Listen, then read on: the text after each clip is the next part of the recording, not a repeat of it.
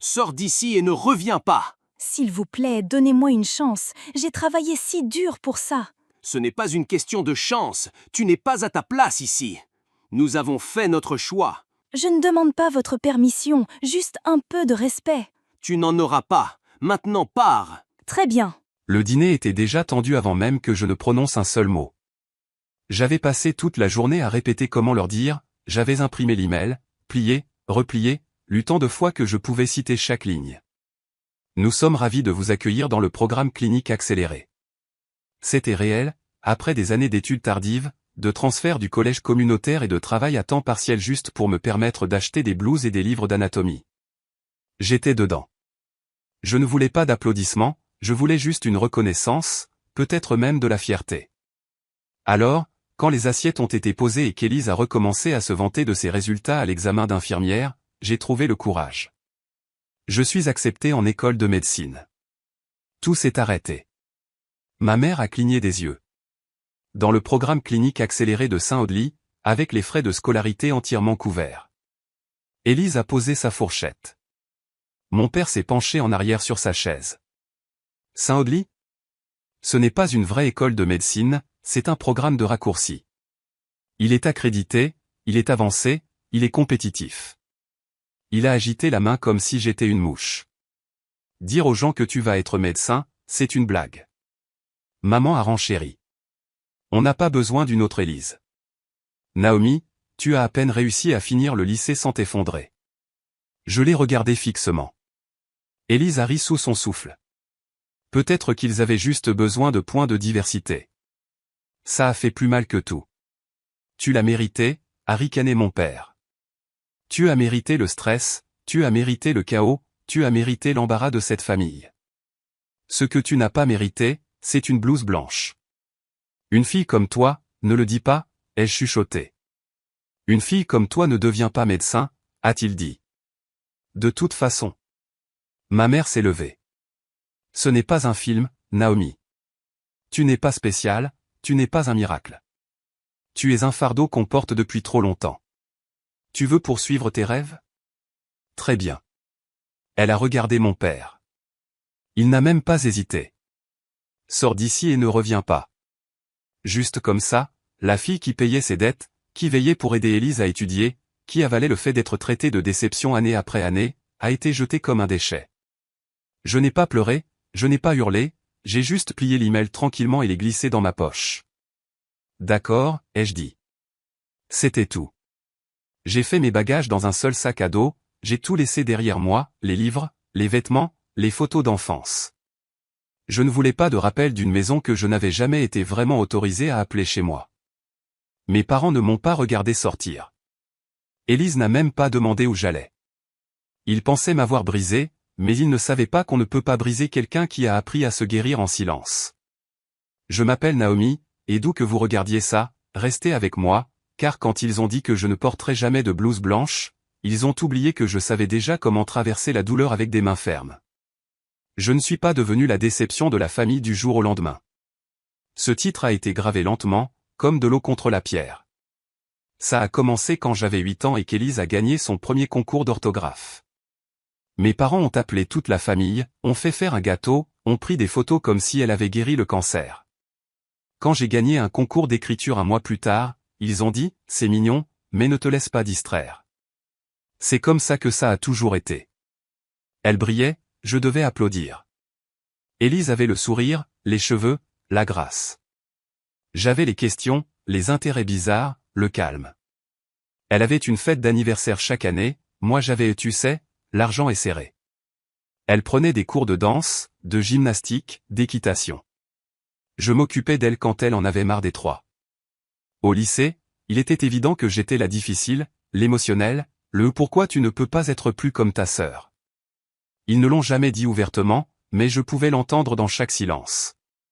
Quand Élise a été acceptée à l'école d'infirmière, ils ont failli organiser une parade. Elle va rendre cette famille fière, a rayonné mon père. Quand j'ai été admise dans un programme prémédical au collège communautaire, ma mère m'a regardé et a dit, c'est une bonne solution de repli, tu trouveras bien quelque chose. J'étudiais tous les soirs pendant qu'Élise séchait les cours et flirtait pour obtenir des rattrapages. J'ai donné des cours particuliers à des camarades de classe, réussi mes examens, fait des doubles au café juste pour me permettre d'acheter des livres d'anatomie d'occasion. Elle a posté des photos et des blouses et a obtenu des milliers de mentions j'aime. J'ai fait des fiches sur le bus et j'ai été ignoré. Je n'ai jamais dit à personne à quel point c'était dur, à quelle fréquence je veillais juste pour pleurer tranquillement dans un oreiller, combien de fois j'ai regardé Élise réussir en montant alors que je grattais et me battais juste pour suivre le rythme.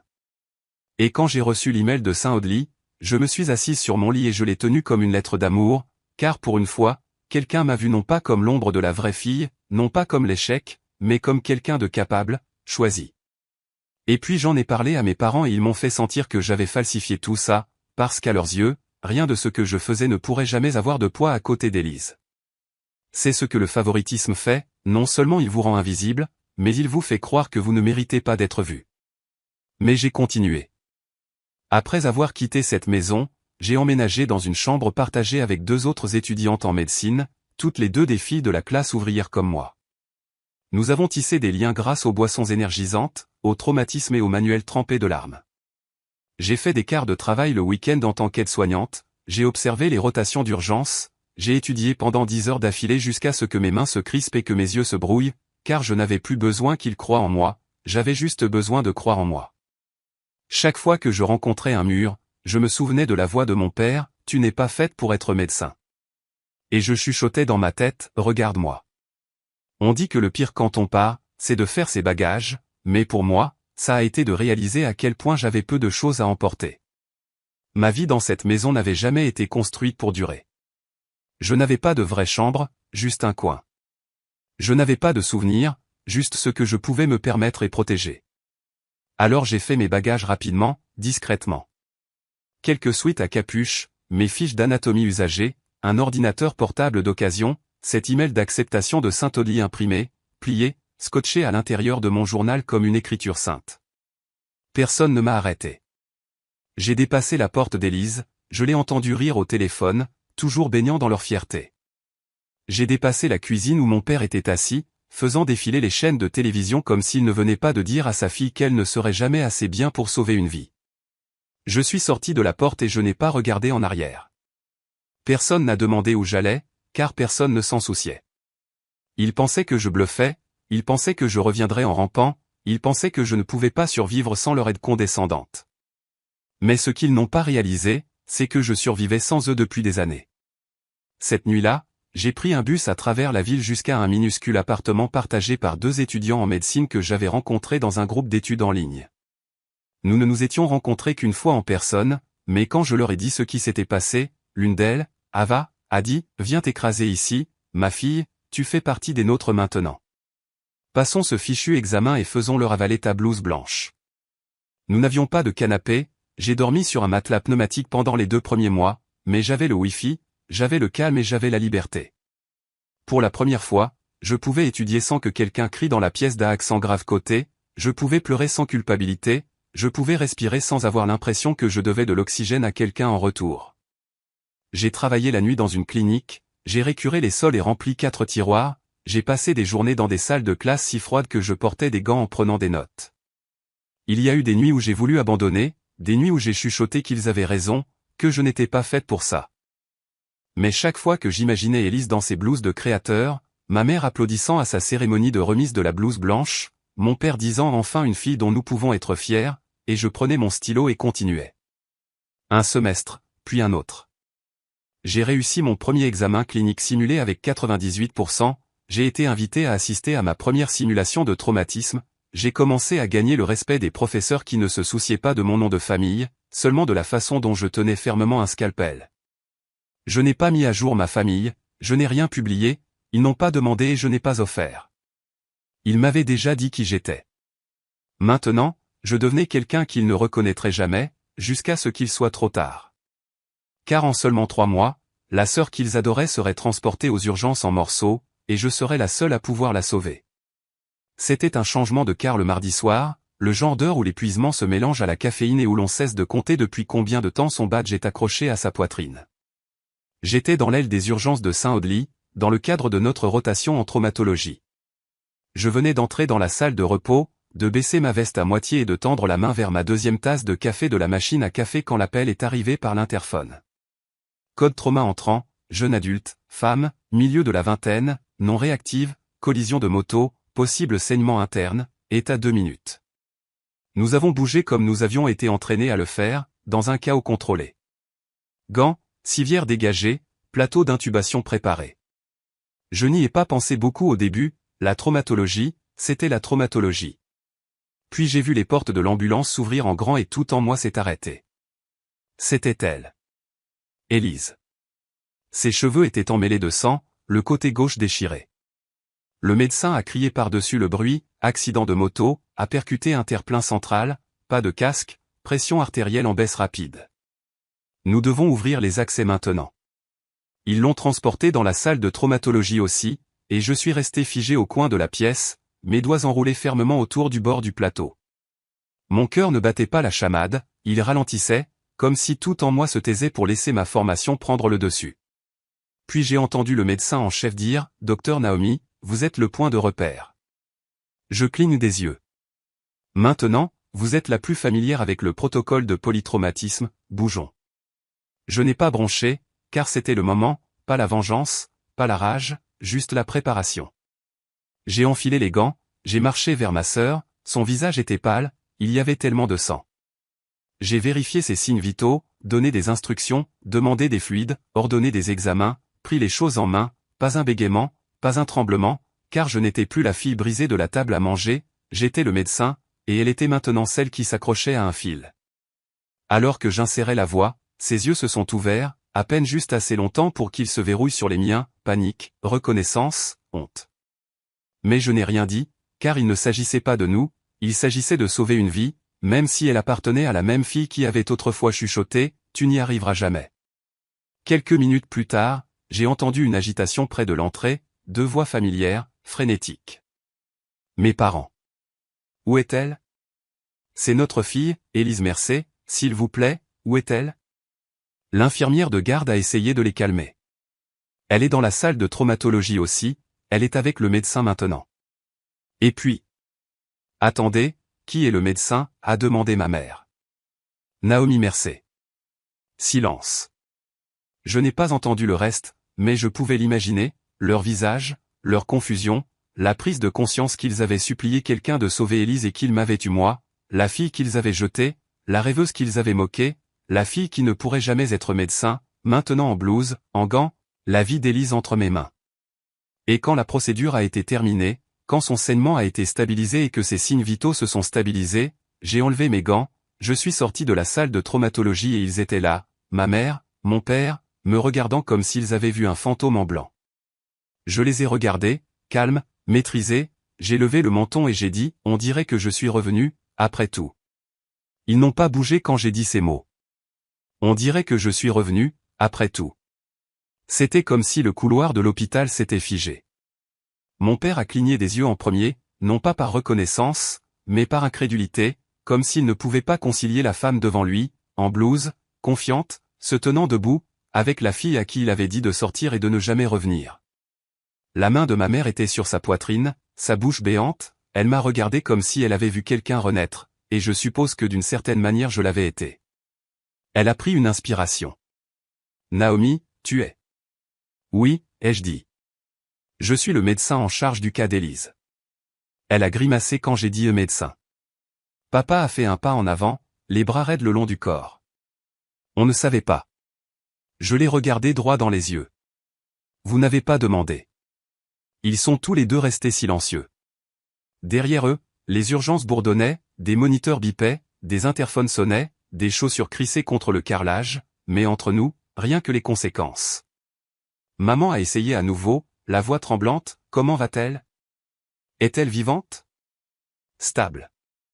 Elle a eu de la chance. 10 minutes de plus et elle aurait pu faire un arrêt. Papa a dégluti difficilement. Tu l'as sauvée. J'ai incliné la tête. Est-ce que ça vous surprendrait? Il n'a pas répondu. Alors j'ai continué. J'ai géré ses voies respiratoires, inséré les voies, stabilisé sa tension artérielle, dirigé l'équipe de traumatologie. La fille que vous avez dit qui ne serait jamais le docteur, elle est la raison pour laquelle votre fille préférée respire en ce moment. Les lèvres de maman ont tremblé. Naomi, nous étions sous pression, nous avons dit des choses. J'ai levé la main. Ne le faites pas. Pas ici. Pas maintenant.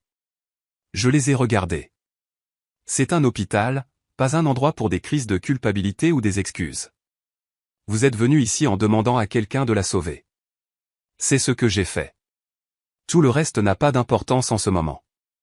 Pendant un instant, ils ont ressemblé à des enfants acculés, petits, honteux, et je n'ai rien ressenti, pas de rage, pas de victoire, juste de l'achèvement.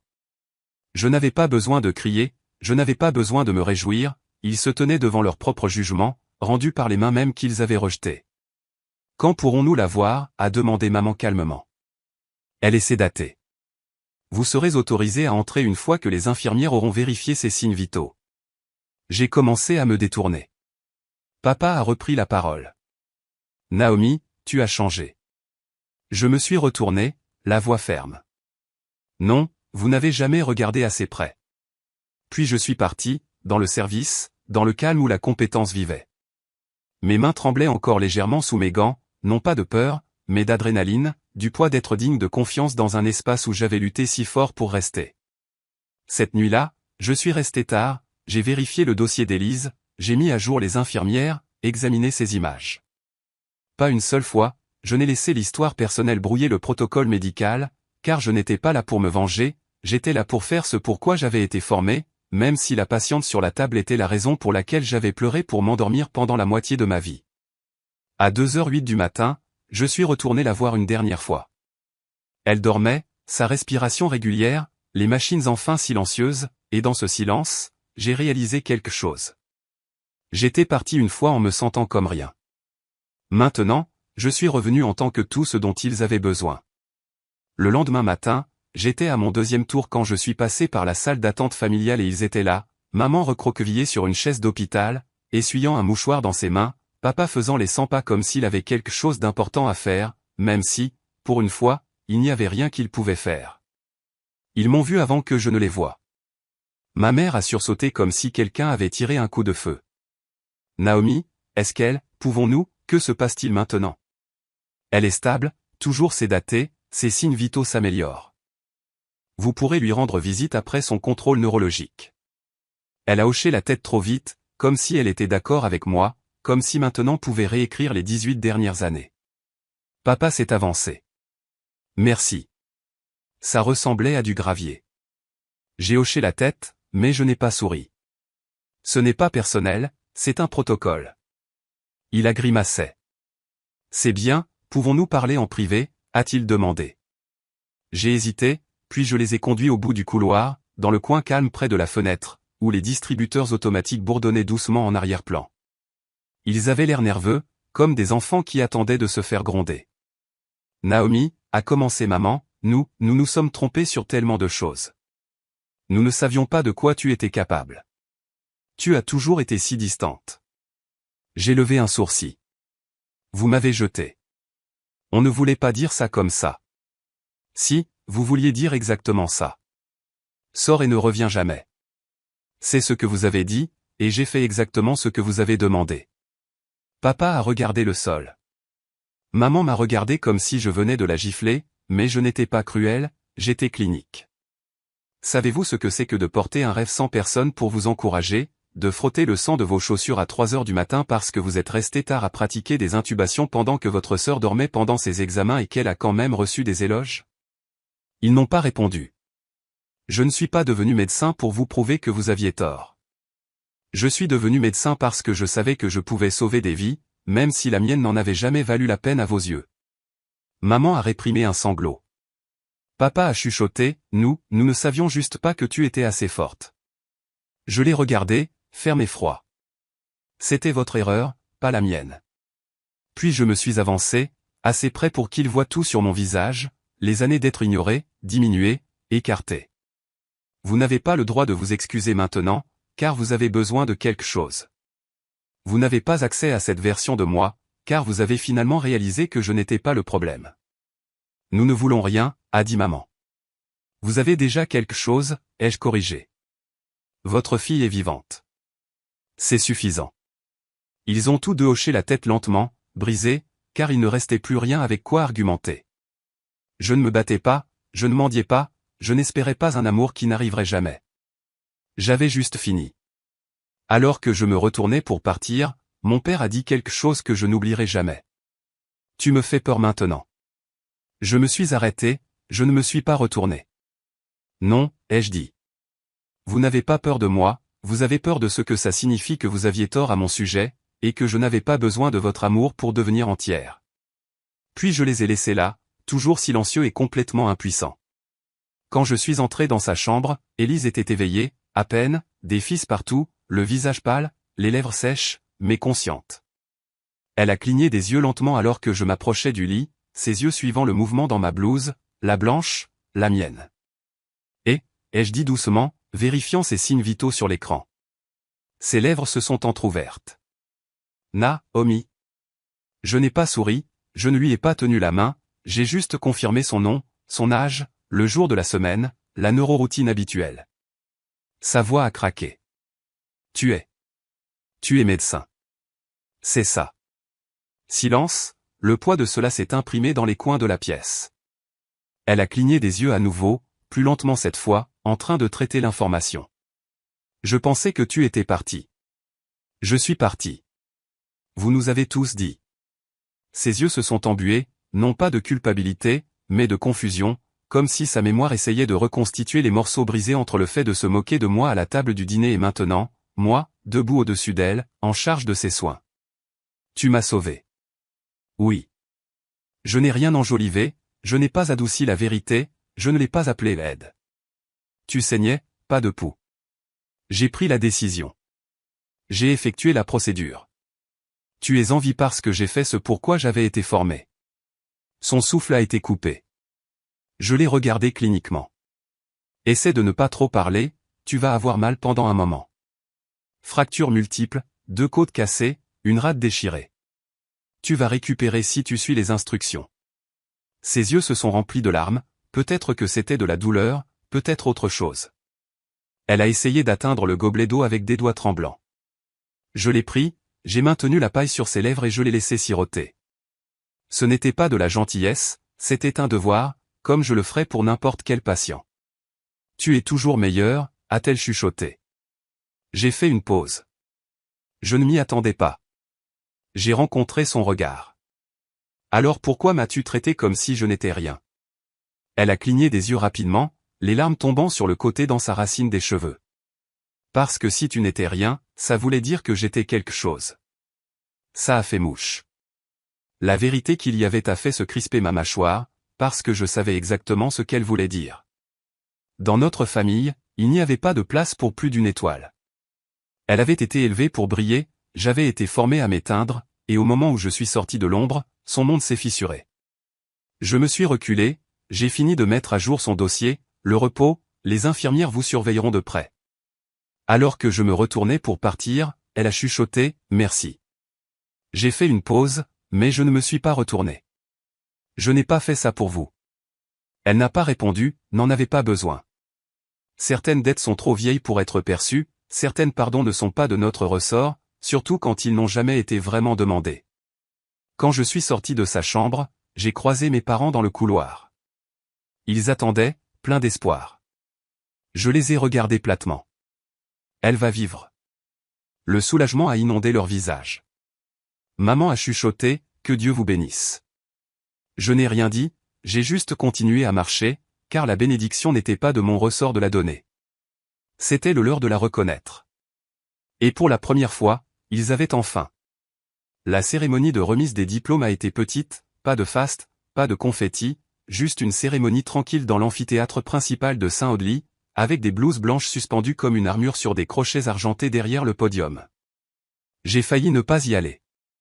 J'avais déjà gagné le titre, j'avais déjà porté les gants, j'avais déjà suturé la peau et sauvé des vies. Mais quelque chose en moi avait besoin d'être là pour la fille qui avait quitté la maison avec rien d'autre qu'une lettre d'acceptation pliée et une voix brisée que personne n'écoutait. Alors je suis monté sur scène, je me suis tenu droite, ferme, pas de maquillage, pas d'applaudissements, juste de la fierté. Le doyen a appelé mon nom. Docteur Naomi Mercer. Il y a eu une pause dans la foule, puis un rugissement d'applaudissements. Mes camarades de classe, ceux qui sont restés debout avec moi, ont pleuré avec moi, se sont battus avec moi à travers le sang et l'épuisement, ils se sont levés, ils ont applaudi plus fort, non pas par surprise, mais par respect. J'ai enfilé la blouse blanche, non pas comme un symbole pour leur prouver qu'ils avaient tort, mais pour finalement croire que j'avais ma place. Plus tard dans la soirée, je suis sorti à l'extérieur, dans l'air frais, et j'ai pris une profonde inspiration. Et c'est alors que je les ai vus. Mes parents, debout maladroitement au bord de la foule, sans applaudir, sans pleurer, juste à me regarder, comme s'ils ne savaient pas s'ils avaient le droit de parler. Je ne leur avais pas parlé de la remise des diplômes, mais Élise l'avait certainement fait, elle se remettait toujours dans un centre de réadaptation plus proche de chez eux. Nous ne nous étions pas parlé depuis que j'avais quitté sa chambre d'hôpital, mais elle avait dû leur dire quel jour c'était, ce que ça signifiait. Mon père s'est avancé le premier. Naomi. Je l'ai regardé. Il a ouvert la bouche, puis l'a refermée. Finalement, il a dit, nous ne savons pas comment dire pardon. J'ai hoché la tête une fois. Alors ne le faites pas. Ma mère a tressailli. On ne peut pas recommencer? J'ai pris une profonde inspiration lente et je les ai regardés tous les deux dans les yeux. Vous m'avez dit qu'une fille comme moi ne pourrait jamais être médecin, et maintenant que je le suis, vous voulez une place dans cette vie. Mais la vérité, c'est que je ne suis pas devenu ça grâce à vous. Je suis devenu ça malgré vous. Ils ont baissé les yeux, et c'est alors que j'ai dit, ce manteau, ce badge, ces mains, ils sont à moi, achetés avec des nuits blanches, des prêts étudiants et une rage silencieuse. Vous n'avez le droit de porter aucune de ces parties. Nous avions tort, a chuchoté maman. Oui, vous aviez tort. Je me suis tourné pour partir et puis je me suis arrêté, j'ai regardé par-dessus mon épaule. Au fait? J'ai ouvert légèrement les bras, pas largement, juste assez. C'est à ça que ressemble un médecin. Leurs yeux se sont écarquillés, non pas de choc, mais de vérité, car pour une fois, ils ne pouvaient pas le nier. Je n'ai pas attendu de réponse, je me suis éloigné, la blouse blanche attrapant le vent alors que les flashs des appareils photo claquaient au loin et que les rires s'élevaient des diplômés derrière moi. Je n'étais plus la fille qu'ils avaient jetée. J'étais la femme qui est revenue non pas pour demander une place à leur table, mais pour construire sa propre salle d'opération. Ils m'ont dit que je ne pourrais jamais porter cette blouse, alors je me suis assuré que le jour où ils en avaient le plus besoin, ce soit moi qui la porte.